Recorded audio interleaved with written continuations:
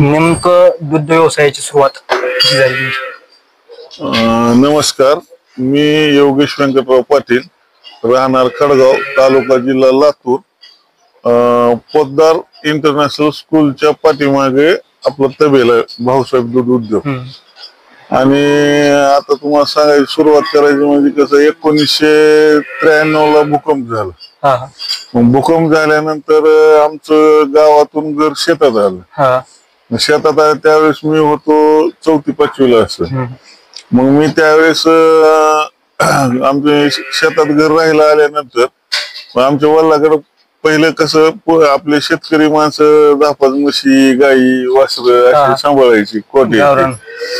मग ते आम्ही बुडामध्ये 4 भाऊ, म्हणजे चुलत 2 भाऊ आणि सख्खा 1 भाऊ, असं आम्ही 4 भाऊ आणि एकत्र कुटुंब आमचं. मग 3 भाऊ माझे बाहेर शिकायला होते. मी एकटाच इतर राहिलो आणि आजोबाचा लाड, माझ्या वडिलाचा लाड, चुलत्याचा लाड, सगळ्यात जास्त माझं चुलत्याने लाड केलेले आजोबाने. वडील स्ट्रिक्ट राहत होते की शेतात काम कर, जरा बी असं आम्हाला बसून राहू द्यायची नाही. काम कर, हे कर, असं कर. मग मी म्हणायचं ती काम करते का, मी असं आमचं. मग ती मला लढा लागला शेताचा. मग शेतातला लढा लागल्यानंतर मला सगळी त्याची माहिती बिती झाली आणि पुन्हा हळूहळू थोडं शिक्षणात मी तेवढा हुशार नव्हतो. मग ते करत करत करत शिक्षण काय थोडं करायचं, काय शेताकडे लक्ष देत देत मी 12वी नापास झालो. मग 12वी नापास झाल्यानंतर मग मी शेताकडेच वळालो. मग शेतामध्ये ऊस लावत, वडिलांनी ऊस ती लावलं की मग आम्ही गवारी लावायची, दंडाला भेंडी लावायची. मग समजा आता सोयाबीन पेरलं, उडीद पेरायचे त्यावेळेस. मग उडीद पेरले, त्याच्यात मकाची कणसं टाकायचे. मग ती मका काढायची, मार्केटला विकायची. मग जनावरांचं असं करत करत मग आणि म्हणायचे आपण पाटील माणसं दूध कसं विकावं. मग मी म्हणायचं आपण दूध विकतो, मी असं करतो तसं. मग मला आमचे भाऊ म्हणायचे आता पाटला जायचं दूध घ्या म्हणून फिरणारच का म्हणायचे. मग मला आवड निर्माण झाली ह्याची दुधाची. मग दुधाची आवड निर्माण झाल्यावर मग मी थोडे थोडे त्यावेळेस जिकडे जाईल तिकडे जनावरांची आवड असल्यामुळे जनावर बघत ही फिरायचं मी. मग फिरत गेल्यानंतर असे वेगवेगळे कोटे बघितले. पुन्हा समुद्रवाणीला जाऊन आलो त्यावेळेस. मग आमचे बंधू बी गेले आमचे. मग आमचे आकुबाई पाडोळीला मावस बंधू राहतात पवार म्हणून. पण त्यांच्याकडे जात जात तिथं बघायचं. मग आमचे मोठे भावाने तिथलं बघितली सिस्टीम आणि आमचे पुन्हा मोठे भाऊ आडत लाईनला राहायचे. मग त्यांनी बघितल्यानंतर त्यांना आवडल्यानंतर आमचं 2004 मध्ये वडिलांचं निधन झालं. मग नंतर मग आमच्या बंधूने आम्ही विचार केला आणि पहिल्यांदा 30/50 मध्ये समुद्रवाणीचे जे स्वामी आहेत त्यांच्यासारखी सिस्टीम केली आम्ही. आणि 20 जनावर म्हशीवाचं चालू केलं. आणि पहिले जनावर जे होते आपले ते विक्री केली, गावठी जनावर विकले. मग त्यावेळेस आम्ही मोरा जाफरा आणली. मग 20 म्हशीवापासून आपण सुरुवात केली आणि 30/50 शेड. पुन्हा जागेवर त्यांना ते स्वामींचं पाण्याची बकेट, ते अशी सिस्टम केली. मग ते करत करत मग वाढवत वाढवत मग पुन्हा आता हे इथपर्यंत आलो. आता सध्या तुमच्याकडे किती जनावर सर्व? आता सध्या माझ्याकडे लहान मोठे मिळून एक 150 जनावर आहेत. आणि त्याच्यामध्ये आता जर्सी पण तुम्ही केलं का? नंतर कोणत्या कोणत्या जातीचे जनावर आहेत आपल्या सध्याला? आता सध्या माझ्याकडे जर तुम्ही बघितलं तर गावरान गाई काय आहेत, साहिवाल आहेत, गीर आहेत, पुन्हा जर्सी आहेत, HF आहेत आणि मुरा म्हशी आहेत.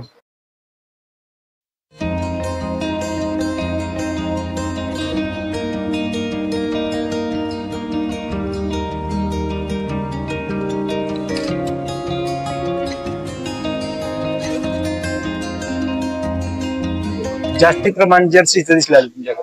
जर्सीचं चुनाचं कारण मागे आपल्या लातूर जिल्ह्यामध्ये तर जरा जर्सी परवडत नाही असं म्हणतात. आता विचार करायला गेला तर जर्सीला जरा आजार पण जास्त आहे तर जर्सी परवडते का? हा, जर्सी काय परवडते. शेती किती आणि चारा लागवड काय केली जनावरांसाठी? आता शेती जर तसं शेतीचा जर विचार केला शेतीचा जर विचार केला तर आमचं सर्व कुटुंबाची मिळून आमची इथं 80 एकर जमीन आहे. आणि मग मला जमीन आहे इथं 17-18 एकर, भावाला 17-18 एकर आहे. मग त्यांचं सगळ्याचं शेत मी करतो. त्यांना 50,000 रुपये एकरी देतो. आणि माझं स्वतःच शेत असं जवळपास मी 15 एकरचा घास केलाय. आणि ज्वारी असते 10-15 एकर आणि गहू एक राहतो 10-12 एकर माझं. आणि त्याच्यातून मग वैरणीची सोय मी वर्षभराची लावून ठेवतो. हिरव्या चाऱ्यासाठी मला काय? हिरवा चाऱ्यासाठी आपलं ऊस आणि घास नेपियर जे आहे ते क्रॉस बियाणं आणून मी लावलेलं. आणि पुन्हा गव्हाची गुळी, आपलं ज्वारीचा कडबा, त्याची कुट्टी स्टॉक करून ठेवतो आम्ही. आणि पुन्हा रोज घास आणि ऊस आणून कुट्टी करून जनावरांना देतो. वाळ्या चाऱ्यामध्ये काय दिलं? वाळ्या ह्याच्यामध्ये गव्हाची गुळी आणि कडबा. गव्हाची गुळी आणि कडबा. गव्हाची गुळी खाते? हा, खाते. गव्हाची गुळी, कडबा आणि दुसरं काही म्हणजे सोयाबीनचा भुसा? नाही, सोयाबीनचं ते नाही चालत. सोयाबीनचा भुसा का? सोयाबीनचा भुसा चारा चांगला आहे, ते आपल्या भागात भेटतंय, पण स्टॉक करता येत नाही. कारण ते सोयाबीनचं गुळी स्टॉक जर वरचीवर ताज चारू शकता तुम्ही, पण स्टॉक करायचं म्हणलं का त्याच्यामध्ये काय छोटेसे किडे होते लय दिवस ठेवलं की. मग ती किडे काय होते, सगळे आपल्या शेड मध्येही होते. किती बी झालं काही केलं तर ती किडे काय जात नाहीत. मग ती किडे जनावराला चेंदीमध्ये जाते, पुन्हा त्यांच्या पोटात जाते, पुन्हा जनावर आजार पडते. त्याच्यामुळे मग ते सोयाबीनचं गुळी आणून स्टॉक करतात. असं वर्षावर आणून चालून मोकळं होत. विचार करा गेला फार्म जे आहे, फार्मचं नाव काय म्हणतात तुम्ही? भाऊसाहेब पाटील. हे फार्म जे आहे किती एकर मध्ये फार्म मध्ये? हे माझं साधारणतः 2 एकर मध्ये. 2 एकर मध्ये सर्व फार्म केलेला आहे. म्हणजे बंदिस्त आहे, अर्ध बंदिस्त आहे? हा, बंदिस्त बी आहे. पुन्हा मुक्त गोठा तुम्ही बघू शकता, बाजूला मुक्त गोठा आहे आपला, जवळपास अर्धा-पाऊण एकर मध्ये मुक्त गोठा आहे. आता सध्याला विचार करायला गेला, दिवसाचा शेड्यूल कसं राहते किंवा दिवसाचं व्यवस्थापन कसं राहते जनावरांचं? आता ते मी सकाळी रोज 4:30 वाजता उठते. 4:30 वाजता उठल्यानंतर फ्रेश ब्रेश 5 वाजते. 5 वाजता इथं येऊन थांबतो शेडवर. 5 वाजता आलो मी की बिहारी लोक उठलेले राहतात. बिहारी लोक उठले की त्यांनी पहिल्यांदा जनावरांचं ही टाकतात, वैरण टाकतात. वैरण टाकली की त्याच्यावर चेंदी टाकतात. मग ती टाकली की लगेच शेण काढायला चालू करते. शेण काढलं की दुधाला बसते, चहा पाणी करणार आणि दुधाला बसते. मग दुधाला बसलं की पुन्हा दूध काढले की अजून एकदा त्याची चहा घेते. आणि 8:30 पर्यंत दूध होतंय आमचं काढायचं सगळं. मग ती झाल्यानंतर मग दुलाई साफसफाई 1 तासात होऊन जाते. मग 1 तासात दुलाई जाईल. मग त्यांनी जेवण करून आराम करतात 11 वाजता. 11 वाजता केले की आराम. पुन्हा त्यांनी अजून 3 वाजता 4 वाजता उठतात. आणि आता ही जी आपली मुलाखत चालू आहे, तर आता साधारणतः 4-4:15 वाजले. तर तुम्ही बघू शकता का बिहारी लगेच चालू झाले कामाला. आणि संध्याकाळी 8:30-9 पर्यंत सगळं आमचं जिकडे तिकडे होत दिवसाचं प्रोग्राम असं. आणि सकाळी एकदा वैरण टाकून संध्याकाळी एकदा, मग पुन्हा दिवसभर काहीच नाही. पाण्याचं व्यवस्थापन कसं केलं? पाण्याचं व्यवस्थापन रोजच्या रोज आम्ही ताजं पाणी पाजवतो त्यांना. तिथं जागेवर टोपलं आणि पैपानं बकेट भरून पाजवतो. आता एवढे जनावर आहेत तुमचे घर, त्याच्यासाठी मॅन पॉवर किती आहे? किती माणसं काम करतात? आता ही फक्त तबेल्यातला जर विचार केला आपला डेअरीतला, तरी एवढ्या जनावरांना 8 बिहारी आहेत. प्रत्येक बिहाऱ्याला 17, 20, 15 जनावर असं मोजून दिलेले लईनी. प्रत्येक बिहारी 1-1 लाईनचं काम करतो त्याच्यात. आणि त्याच्यात त्याला पगार देऊन टाकले की त्याच्यात त्याने एका लाईनचं काम करतो. मग असं आपल्या 7-8 लाईनी आहेत, तर 8 बिहारी आहेत. एका बिहाऱ्याला महिन्याला 20 ते 22 हजार देतो. आणि रोज 1 लिटर दूध. खाणं तुमच्याकडे? नाही, त्यांचं खाणं त्या पगारातून त्यांनी किराणा आणतात. फक्त आपण त्यांना गॅस शेगडी, पुन्हा टीव्ही बघण्यासाठी मनोरंजन, पुन्हा भांडे बसणं, बाज, आतरायचं, पांघरायचं सगळे आपण द्यायचे. आता एवढे जनावर आहेत, 150 जवळपास लहान मोठे सर्व कॅल्क्युलेशन जर करायला गेलं तर दिवसाचं सकाळचं नाही का तुम्ही दुसरी निघते. दोन्ही टायमाचं माझं जवळपास 1300 लिटर दूध होतं दोन्ही टायमाचं. आणि 1000 लिटर जे दूध आहे ते माझं डेअरीला जातं जर्सी गाईचं. आणि वरचं 300 लिटर जे दूध आहे ते संध्याकाळी 6 ते 8 आणि सकाळी 6 ते 8 मध्ये इथं जागेवर लोक येऊन दूध घेऊन जातात 80 रुपये लिटरनं. प्युअर गाईचं दूध, प्युअर म्हशीचं दूध, ताजं आणि स्वच्छ. सकाळी 6 ते 8 आणि संध्याकाळी 6 ते 8 मध्ये येऊन नगदी पैसे देऊन घेऊन जातात. तर आता ह्यांना खुराकासाठी काय? खुराकासाठी यांना आपण हरभरा चुन्नी, पुन्हा बार्ली, सरकी पेंड आणि सुग्रास. सोन्याची समृद्धी गोदरेज.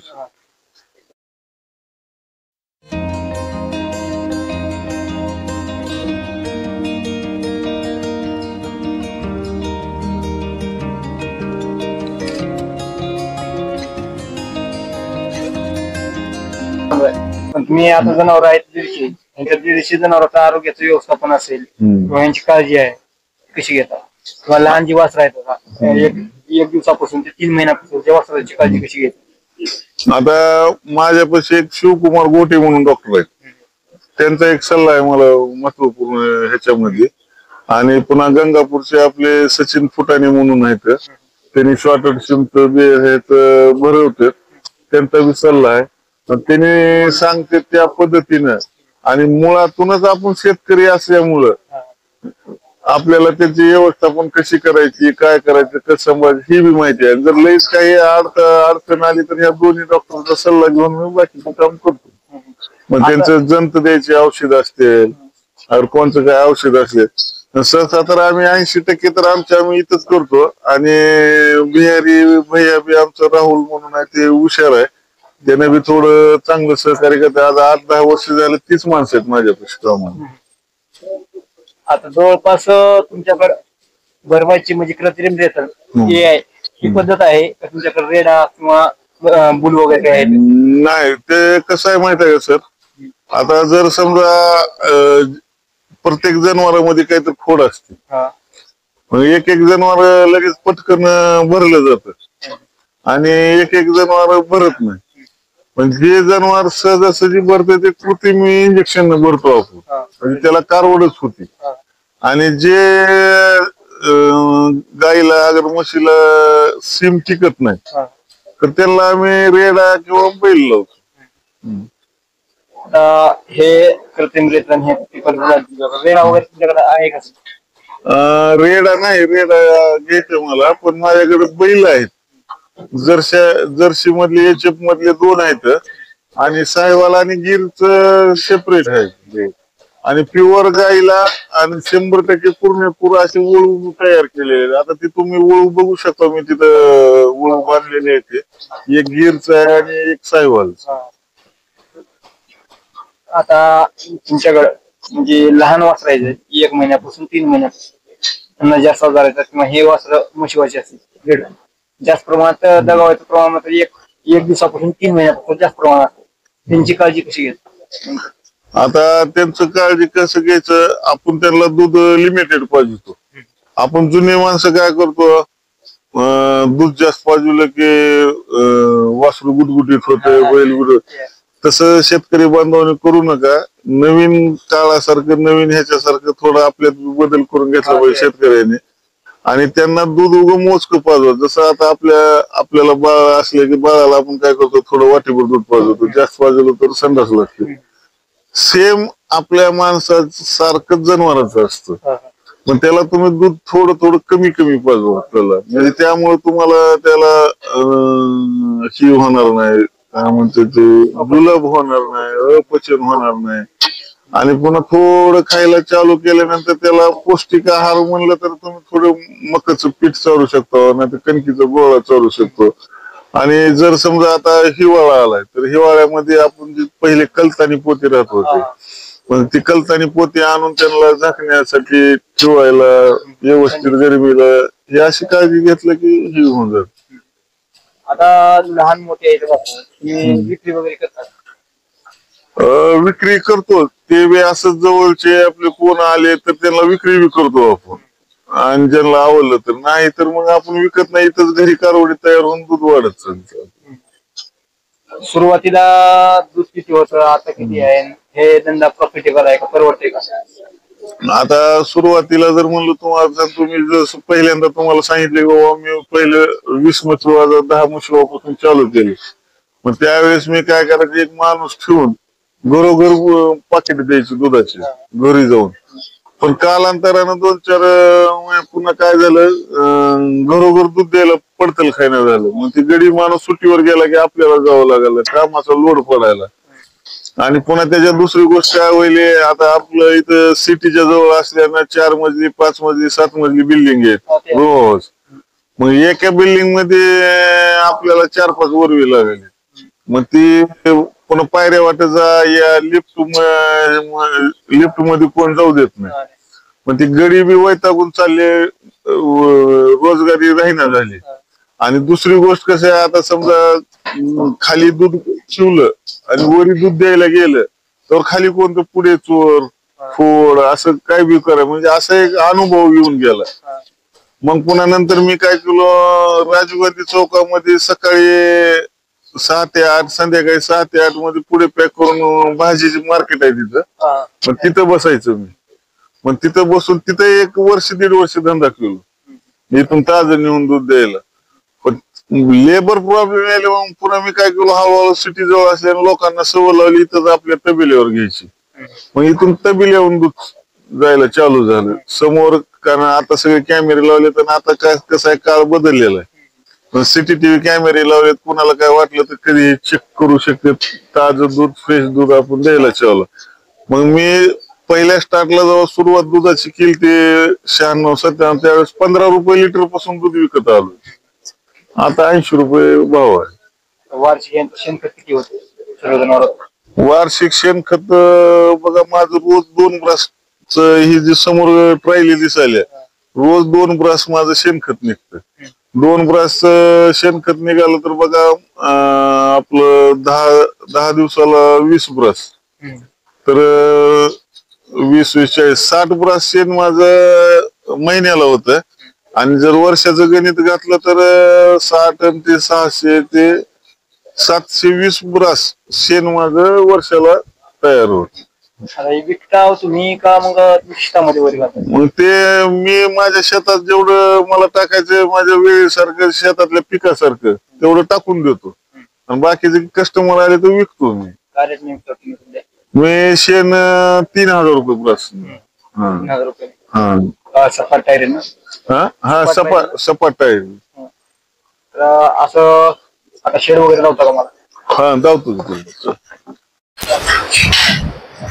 चारा वगैरे, शेंदी खुराक वगैरे ते किती वेळ भिजवून आपण हे बारात आपलं 5 वाजता भिजवली शेंदी, आता संध्याकाळी 5 वाजता, आणि पुन्हा संध्याकाळची 5ला भिजवून ठेवली ती सकाळी 5ला टाकते. तर 10-12 तास भिजवलं. त्याच्यात बारली, हरभरे, चुन्नी, सरकी, हे असं सगळं आता हे असं भिजवून ठेवतो आम्ही. इथं ही करावं, हे असं भिजवून पाण्यात ही करायचं. पुन्हा ह्याच्यातलं बकेटानं आता हे बघू शकतो चालू तुम्ही. मग हे असं सगळं मिक्स करते, ते असं मिक्स करून पुन्हा आता ही जनावरांना बघू शकता तुम्ही. आता ही कुट्टी टाकली, ही कुट्टी टाकली की त्या कुट्टीवर लगेच त्याने टाकून शकतो. आता हे बघा तुम्ही, लगेच तुम्हाला लक्षात येईल शेतकरी बांधवाला, हे लगेच असं कुट्टीवर टाकून देते. कुट्टी एकदम साफसुथरं, एकदम साफसुथरं सगळं कुट्टी. आता तुम्ही थोड्या वेळानं बघितलं तर खाली क्लीन दिसेल. फरशी करायचं काय कारण? फरशी करायचं कारण म्हणजे कसं आहे, ते आपण दावण करतो, दावण केलं की नंतर ते काय होतं, सनला जे असते ते लगेच निघून जाते 1 वर्ष 1.5 वर्षात. पुन्हा आपण जनावराला ह्याच्यामध्ये मीठ टाकतो, ही चंदी टाकतो. मग चंदी टाकले की ते जनावर खरडून जिभीनं चाटून त्याचे खडे वाळू जनावरांच्या पोटात जाते. मग पोटामध्ये गेले की आजार होते. पण त्याच्यामुळे पुन्हा मला आयडिया आली, कारण इतके दिवस माझं तसंच होतं, मग नंतर मी आता हे बघू शकता तुम्ही, मग आता मी फरशी केली. मग नवीन एक माझे मित्र आहेत त्याने मला राय दिली, मग ह्याला मी फरशी लावून घेतली. आणि ही फरशी आपल्याला MIDC मध्ये जी शिल्लक राहिलेली आहे रफ फरशी, स्टाईल फरशी म्हणा, मग ते आपल्याला कमी रेट मध्ये भेटते. पण ते आणून आपण ह्याला चिटकवून घ्यायचं. आता हे इकडे माझा हौद बघू शकता तुम्ही, हे बारलीचं हौद. मग हे असं फरशी लावलं की ह्याचे खडे वाळू आपल्याला ह्याच्यामध्ये पडणार नाही, त्याच्यामुळे मजबूत येते. आणि ही सरकी असं टोपल्यात ही घेऊन पुन्हा ही बारली घेऊन त्याच्यामध्ये असं हौद आहेत प्रत्येक लाईनला.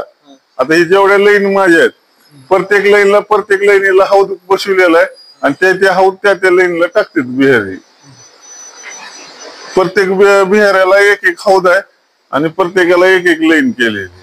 आता हे सरासरी जर म्हणलं तुमच्याकडे एक जनावर सरासरी किती देते? किती आहे आणि सगळ्यात किती? आता माझ्यापाशी जर विचार केला तर जरशा गायीमध्ये सर्वात जास्त दूध देणार 25 लिटर पर्यंत दूध देणारे गायी आहेत. 25-26 तशा एक 20-25 आहेत. आणि बाकी सगळ्या 18+ आहेत. आणि सगळे माझे शॉर्टर शिमची वासरं आहेत तेव्हा.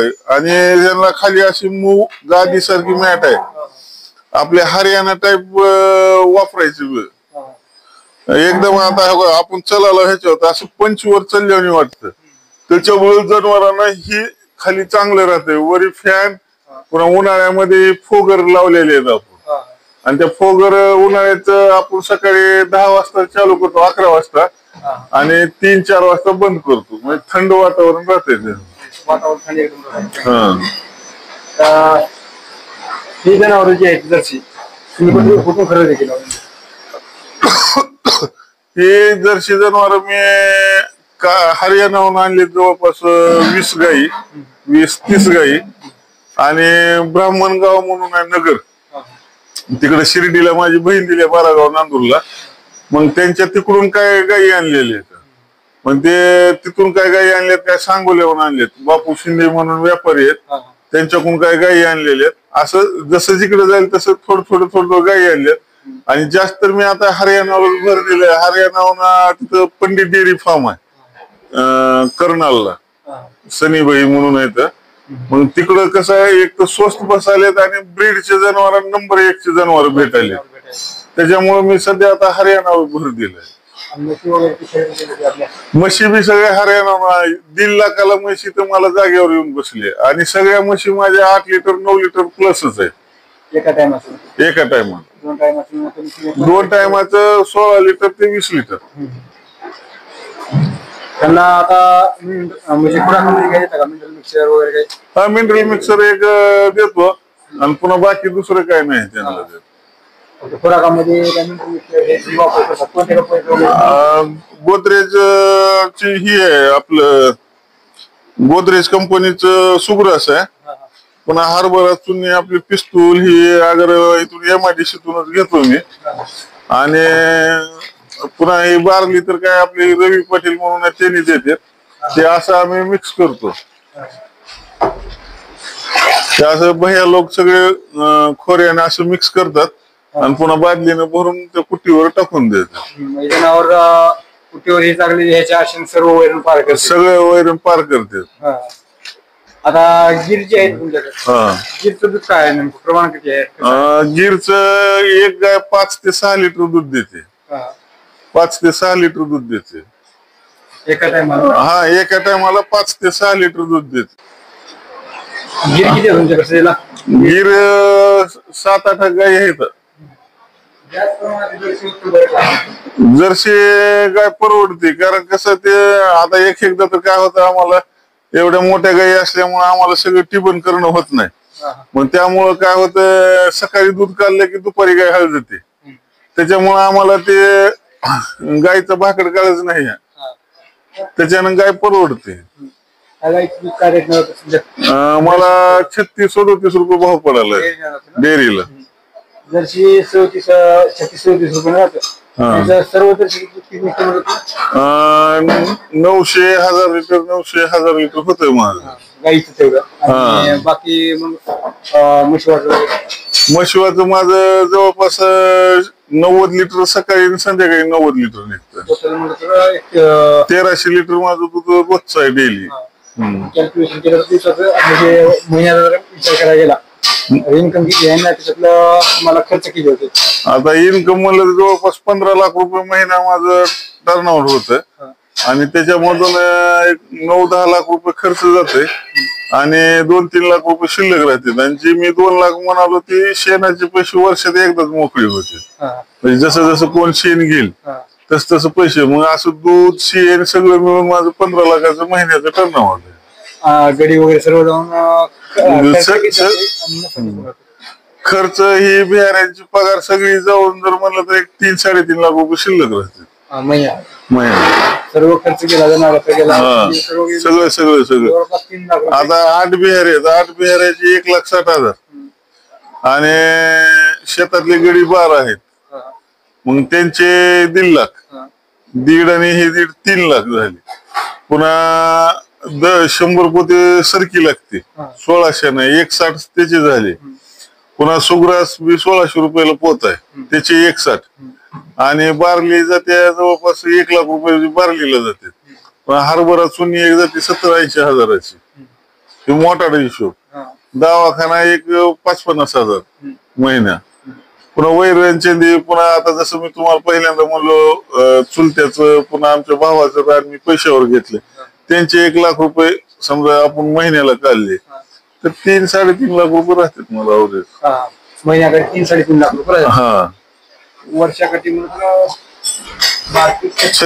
36 लाख ते 40 लाखाच्या आसपास उत्पन्न. आता तेव्हा ते जी गाय आहे मी गावरान गायला आपलं सिम भरविलो गिरच आणि 1 नंबर कारवड तयार झाली होती गावरान गायला गिरच सिम भरवलं.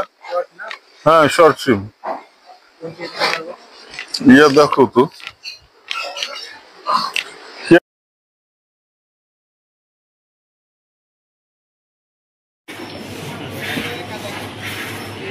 तर मित्रांनो असेच व्हिडिओ पाहण्यासाठी आपल्या हक्काच्या चॅनलला SP गोट फार्मिंग अँड डेअरी फार्मिंग या चॅनलला सबस्क्राईब करून घ्या. व्हिडिओ आवडला तर लाईक करा आणि कमेंट करून नक्की सांगा की दादाचा व्हिडिओ कसा वाटला, त्यांची फॉर्च्युनर घेतली या मागचं कारण कसं वाटला, त्याचा संदेश कसा वाटला हे नक्की कळवा. जय हिंद, जय महाराष्ट्र. धन्यवाद. धन्यवाद. जय हिंद, जय महाराष्ट्र, जय किसान.